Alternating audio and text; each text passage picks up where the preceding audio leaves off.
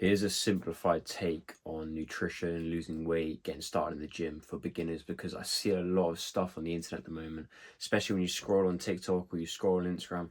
There's so much waffle and there's so much information from a million different people telling you to do a million different things. So it's hard to actually know what to do at the start.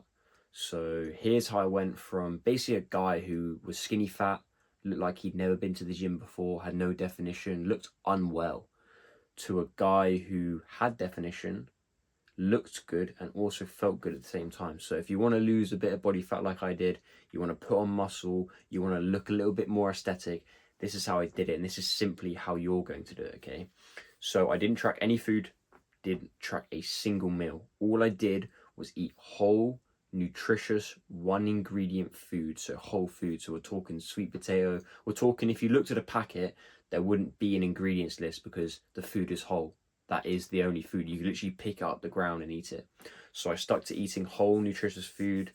I wasn't tracking macros. I wasn't tracking protein. I wasn't doing anything.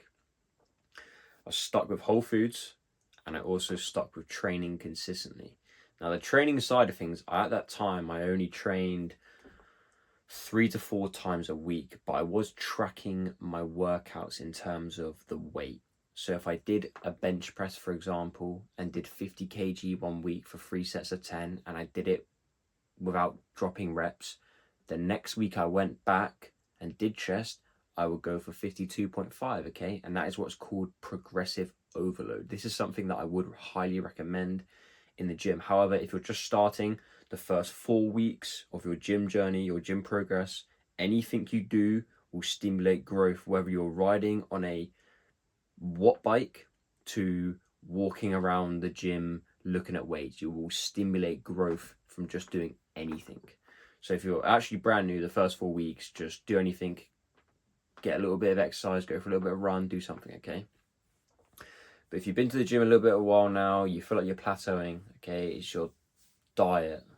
That would be the biggest factor for you. If you can consistently maintain a good diet in terms of eating the right foods day in, day out, and without coping and thinking that you need a little treat on the weekend because it's a Saturday night, you will see massive improvements, massive gains, not just in your physical appearance, but also how you're feeling inside. You know, I went from a guy who felt like shit all day. I used to go to sleep at night, sleep for about 8 to 9 hours, wake up the next day and still feel tired.